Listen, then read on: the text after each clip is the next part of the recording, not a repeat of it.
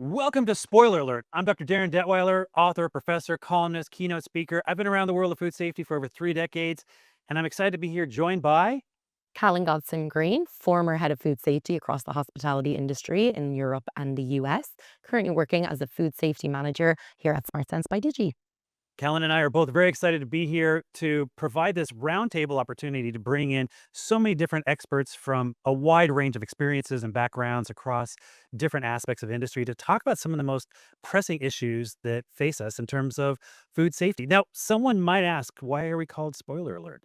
For most people, when they hear the phrase spoiler alert, they think, uh-oh, they're going to reveal something about the plot of some movie that's coming out this weekend or whatever, or who won the big game that they've got recorded that they want to watch later or whatever. But I think that it's not just about a critical piece of information, and we can obviously extend that into any industry, but here we're talking about, food industry and beyond. But Callan, how do you view the idea of a spoiler alert, especially when it comes to food? Well, I'll put my food safety hat on and tell you exactly what you think, I'm sure, is the same when you hear spoiler alert. Whether it's an issue itself, the spoiler of what's about to happen, or we're talking in terms of actual food safety quality, God forbid, recalls, withdrawals, those sort of things. Yeah, to some people is, does this include this allergen? To other people is, can I still use this? Is it expired? Does it smell good? Does it smell bad? To some people is, has this been recalled? Or is this from this company? Or is this something I need to worry about? There are so many different lenses through which we look at a critical piece of information when it comes to food. And we have to take that in consideration, not only in terms of being in the hands of a consumer, but how do people, whether it's at that point of sale or the point of manufacturing or at a leadership level, really think about and communicate and prioritize and even budget for these critical elements that to many of us become kind of whittled down to a spoiler alert. Definitely. I'm excited to learn how people within the industry themselves tackle these things and their perceptions, any tips and tricks they can give us coming from an auditing background and like regulatory and legislative background. I was on the other side. So I'm excited to learn, from the best, from the people that have to do it day in and day out, what works for them and what they found doesn't work. Every episode, we're going to explore a different topic and bring in some different experts to our panel and, not necessarily grill them with questions, but really engage them in some real world conversations about these issues and put them to the task in terms of kind of sharing their expertise and how different perspectives might interpret these views. I'm excited for our first episode here. We have JP Thomas of honeygrow. And Callan, you've worked with him a bit, haven't you? Definitely. I've had the absolute pleasure to work with JP, and I've already learned so much from him over the last 2 years. And I know I'm definitely going to learn some more today. So excited to have him here. I think we're all going to learn something from JP today. So I'm really glad you're joining us. Hi, everyone. I'm JP Thomas. I work with honeygrow, which is a fast casual restaurant that serves delicious, create your own stir fry and salad, and mostly focused in the Northeast of the United States right now, but we're growing really quickly. So hopefully, if you're not near one today, you will be near one soon. And I'm happy to be here. Well, thank you for joining us. And this episode, we're going to be talking about two concepts that should work together, but often we see do not. We are talking about being proactive and reactive.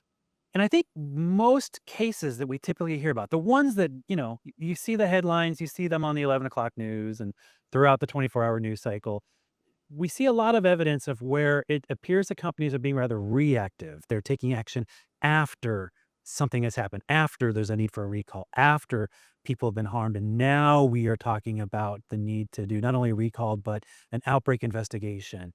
And one has to wonder, why are we not putting more emphasis into the proactive, being able to prevent it in the first place, in addition to the purely, well, when it happens, then we'll deal with it.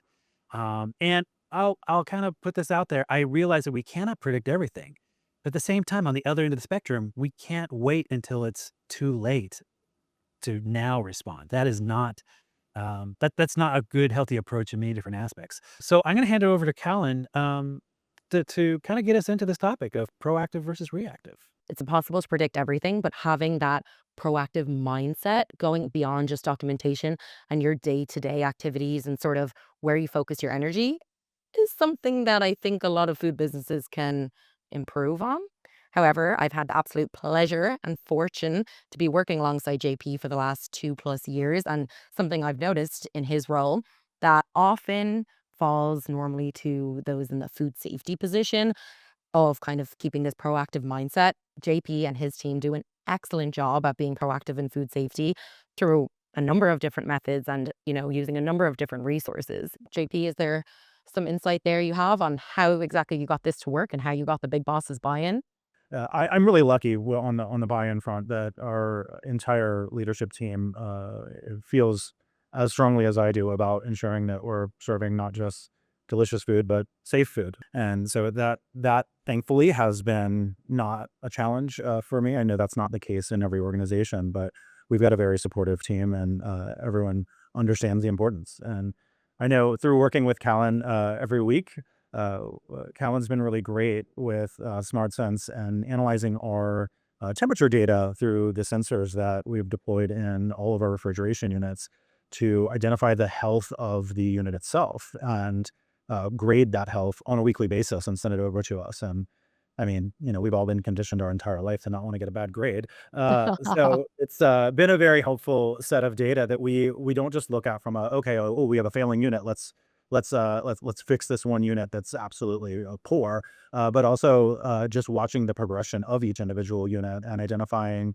the signs that may be indicating that it's headed south and needs to whether it's be replaced or have new gaskets installed, or there's behaviors in the restaurants that we need to address. There's so much that the data that we're collecting through those sensors can tell us. And so our entire team, Becca Ridgway on our team really leads the charge now on analyzing that data every week and reaching out to the teams, reaching out to the district managers, and working with them to diagnose what the issue is and making sure that we're addressing it before we're actually having a unit that's not in proper temperature, right? So identifying those issues early before we have alarms going off, waking us up in the middle of the night. But yeah, it's been incredibly helpful. We've been able to solve a lot of issues. Again, both physically with the equipment, but also behavior based, right? Like teams that are propping refrigerator doors open while they're restocking and shouldn't be, and things of that nature.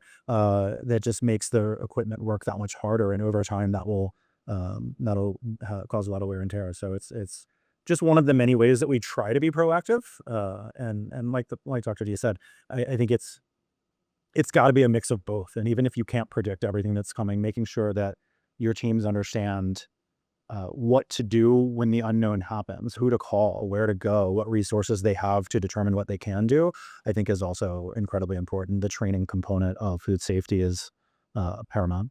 I'm glad you brought up behavior because so much of anything in terms of proactive or reactive or team leadership or trying to manage a wide range of stakeholders, it has to do with behaviors.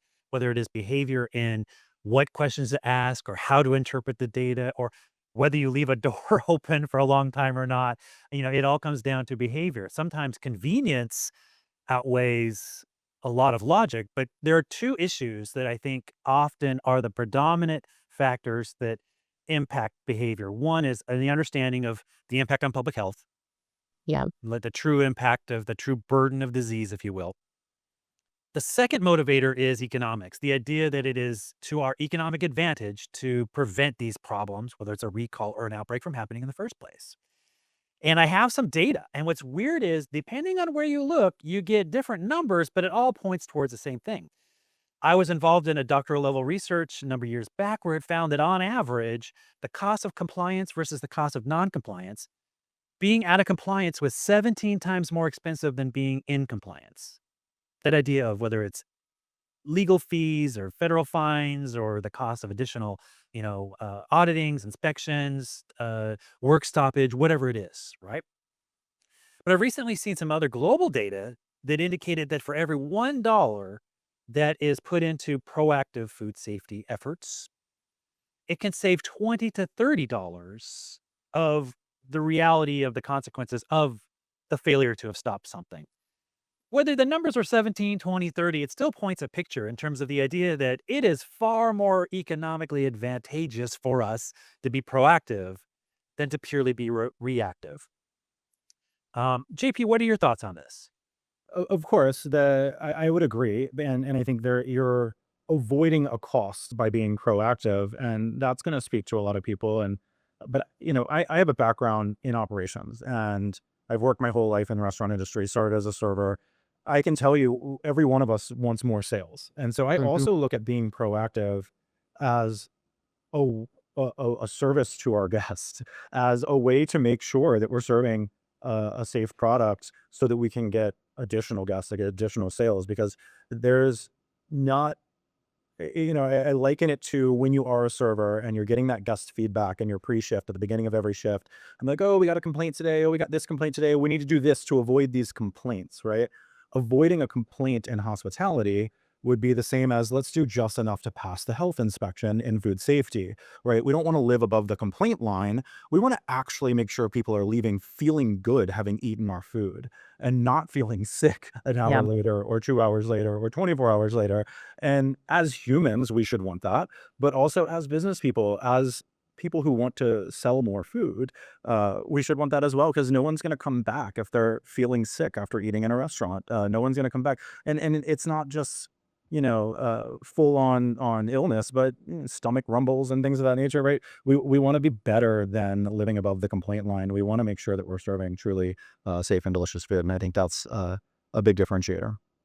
I agree. I do think, though, that all of us here in this room have the benefit of understanding that and understanding these kind of hypothetical costs associated with if there was a problem. In my experience as a food safety manager, what I often ran into was the idea that, if I presented your data, Dr. D, $1 here saves us 30 in the future, but it's still $1 here that I need to invest right now to prevent maybe something happening in the future. So that having that kind of conversation with leadership was often a very tough sell, for lack of a better term, for me.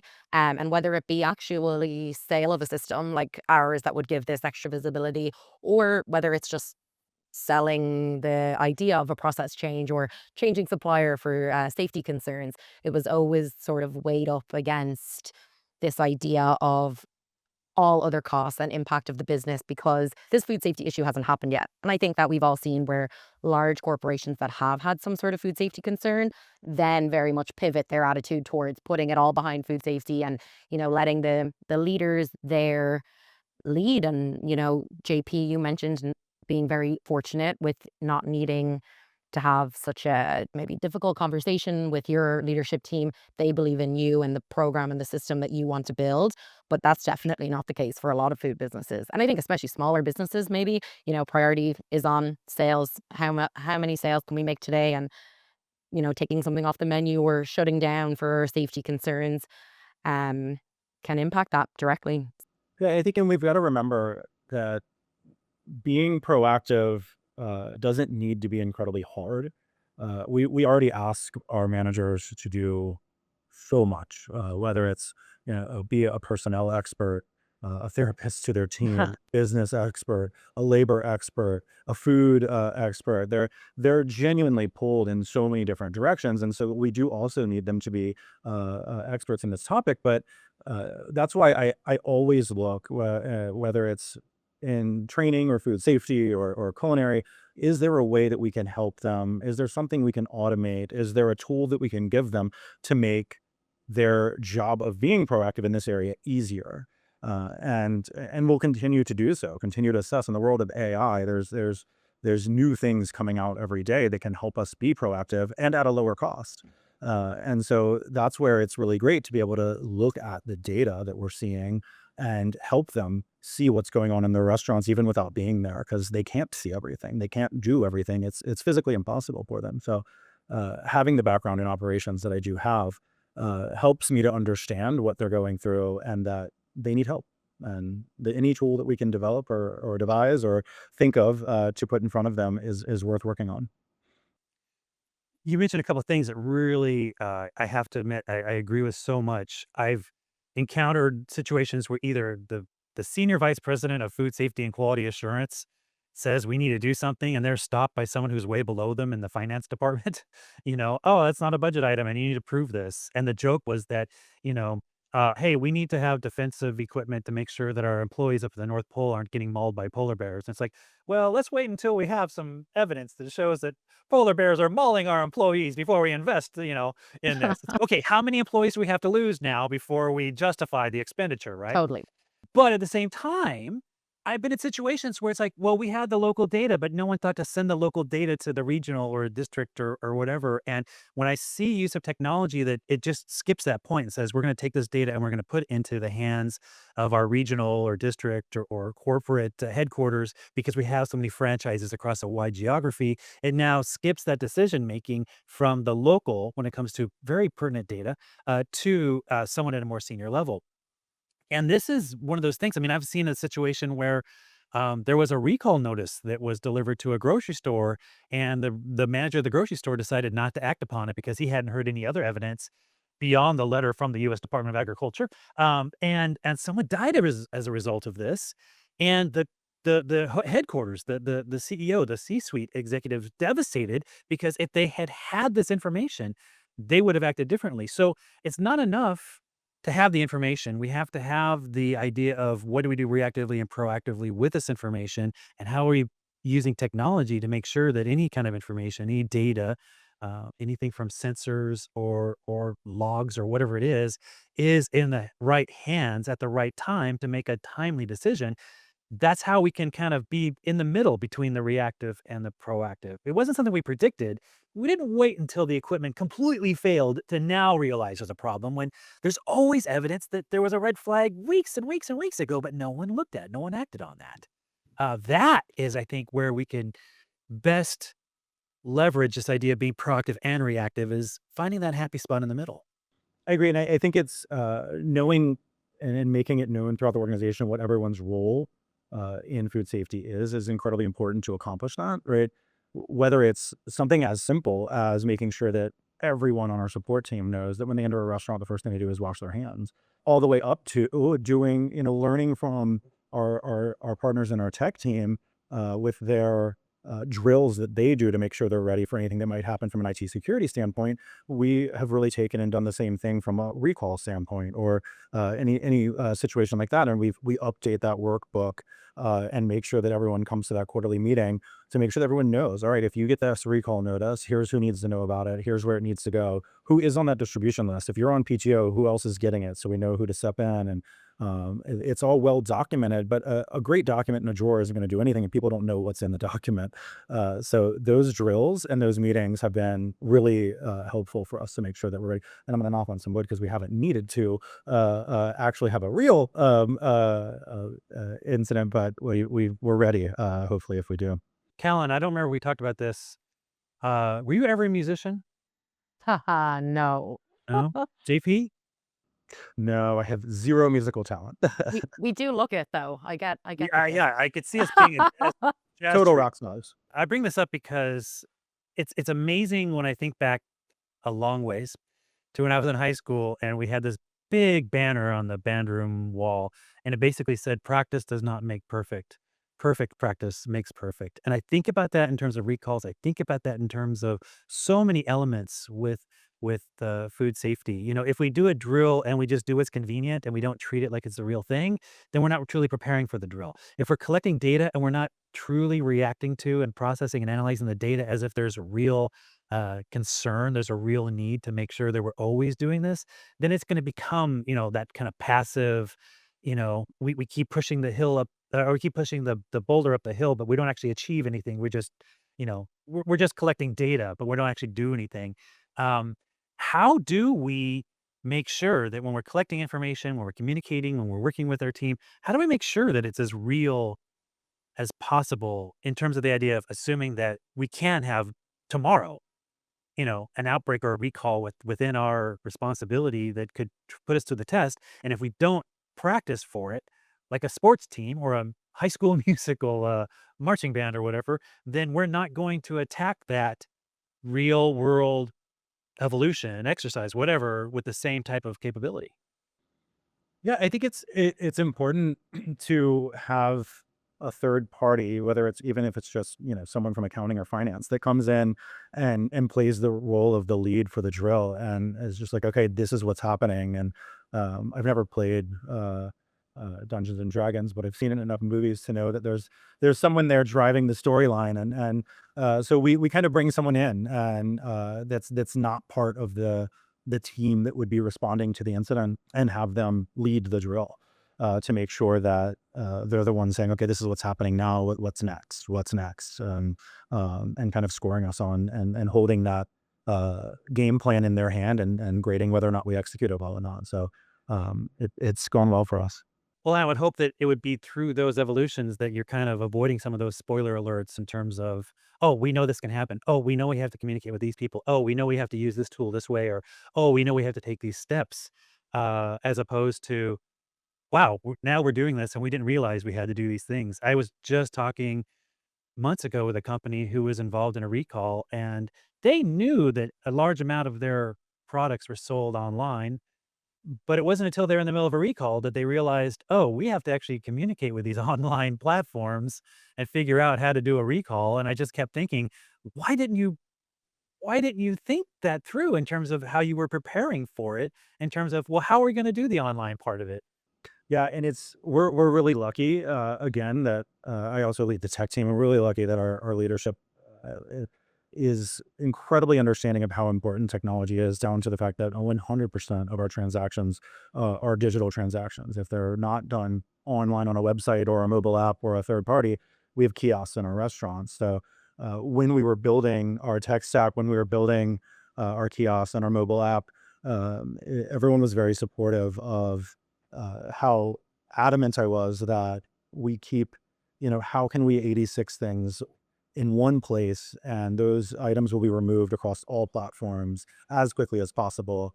How can we, both because I want us to be able to effectively recall something or remove something from the menu, but also because I want it to be easy for our operators. How can we make sure that there's ways for us to communicate with our guests when they're ordering and afterwards? And we've been able to do a really great job of doing that. But again, we're lucky that we do have all digital orders. So it was a really easy selling point for us to continue to enhance that product to make sure that it's as best as it can be. I love that you mentioned, obviously we're here talking about food safety, but realistically, ease of use for operators and those that are in the field, they're the ones that run the business. They need to be able to do things quickly, efficiently, and understand it.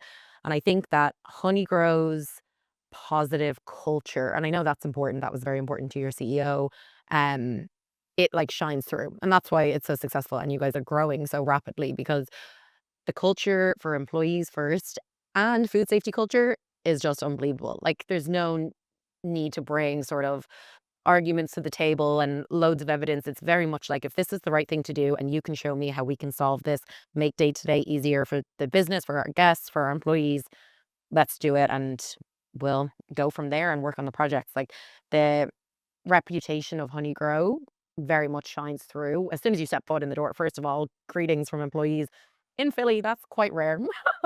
And all the Honeygrows are the same, but especially in Philly, you walk into a restaurant, you can tell right away employees value being there. They care, they're interested, they'll ask questions. Even your allergen guide, I think, is very progressive, and something that I noticed a lot in Europe. It kind of lacks in the US, but the Honeygrow attention to details from food safety and beyond is just brilliant. And I think one of the keys for your success, definitely. Yeah, I mean, I've been in companies and worked in companies throughout the years that will take an approach. They use the hammer, right? Oh, if you pass this, and if you fail this inspection, you're fired. If you fail 3 in a row, you're fired, or you're going to get demoted, or it's you're not going to get your bonus, or Uh-huh. whatever it is, whether it's a health inspection or a third party inspection that you pay to come out, or a district manager inspection. And we do have those inspections. We pay a third party auditor to come in. We have our health inspectors. We have a first party audit that our district managers do, because I think it is incredibly helpful to always have new perspective on what's happening in our restaurants, and get fresh eyes, and make sure that we are educating our existing and new managers. But that has to be the goal. It's about education. It's about making sure that our team knows what the right thing to do. And people don't wake up in the morning wanting to fail. I confidently believe that.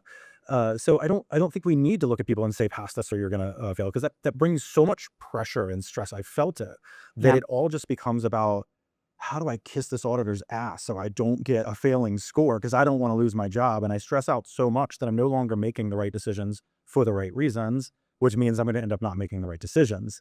And so, our entire team has been very careful. All of our audits are not a part of bonus structures.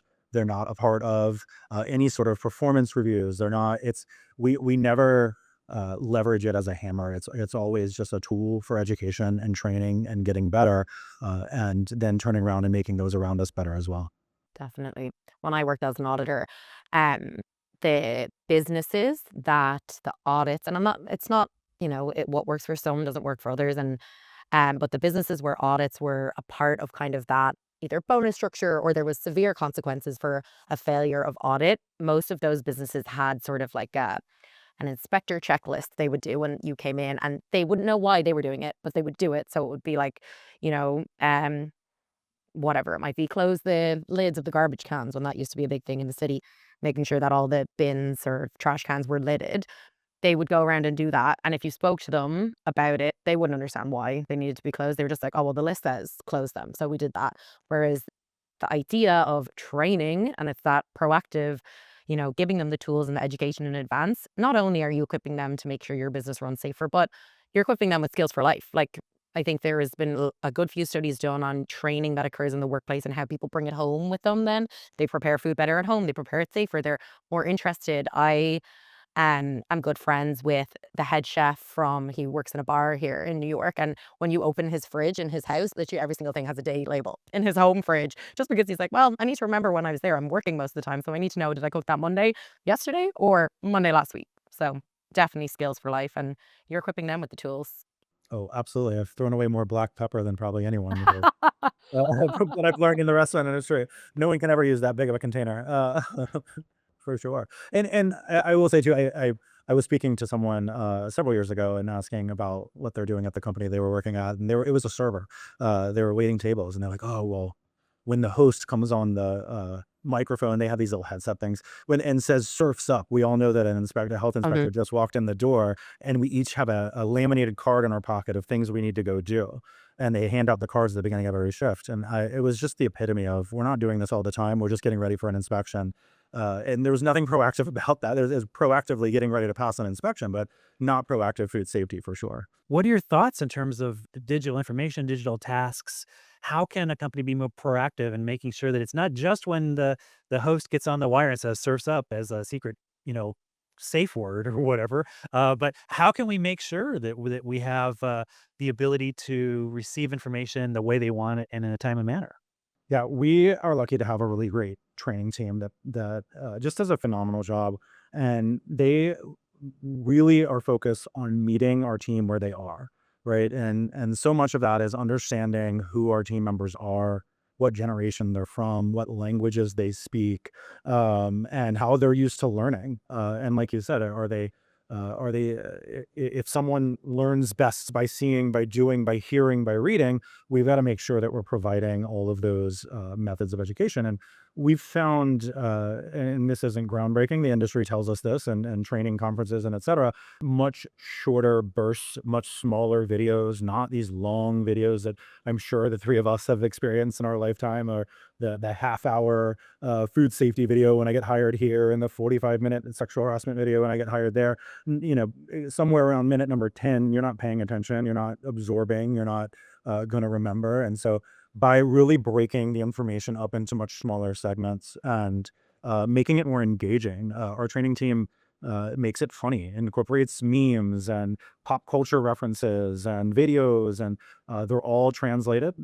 They've all got subtitles in multiple languages, but also the video itself is translated in English and Spanish.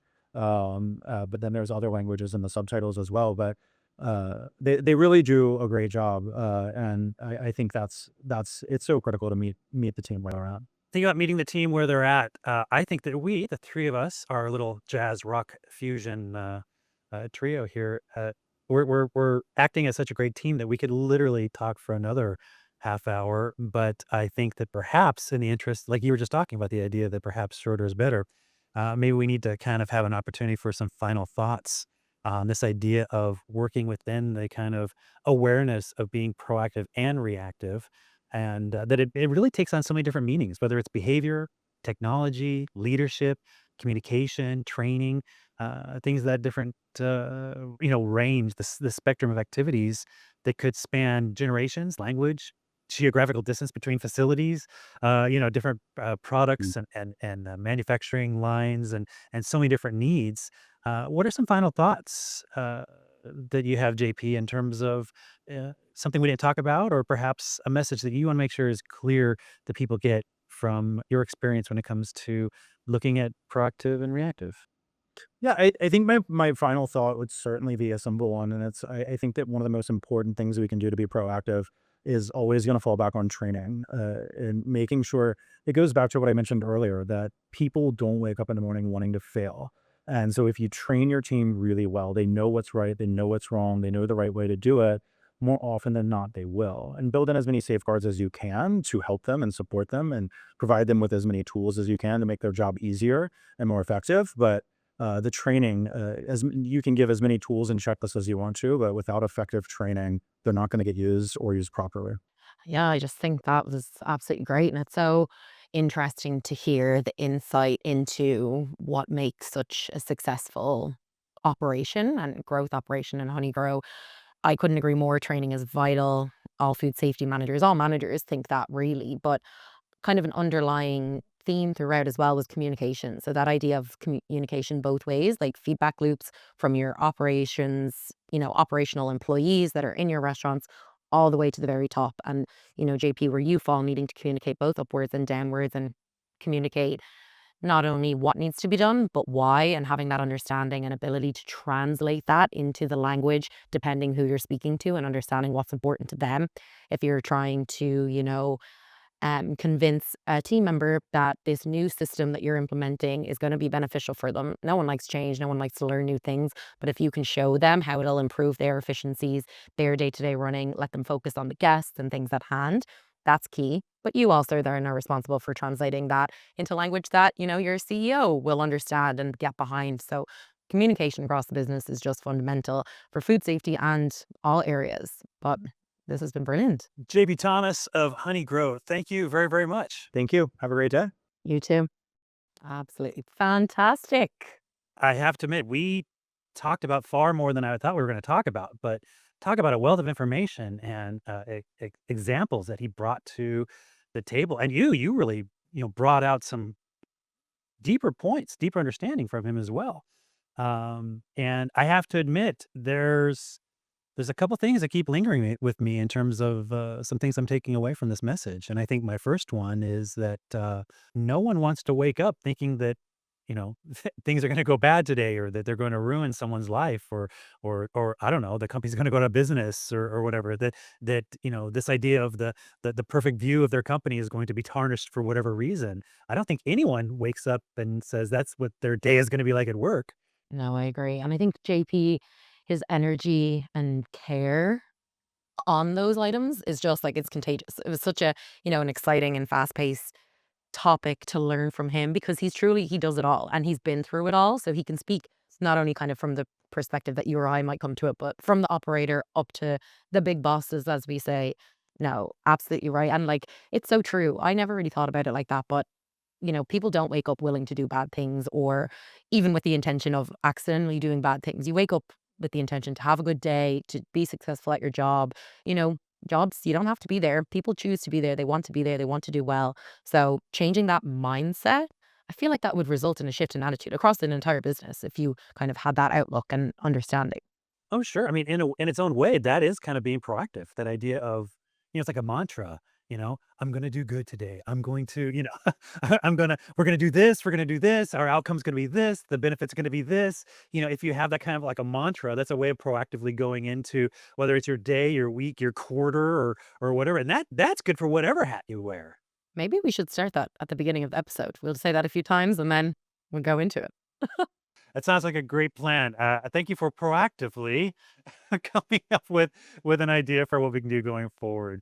Well, Callin, I'm so thrilled with what we were able to put together here for our first episode, and I can't wait to our next episode. Absolutely. All right, ladies and gentlemen, thank you very much for joining us on this episode of Spoiler Alert. And until next time, think about your mantra.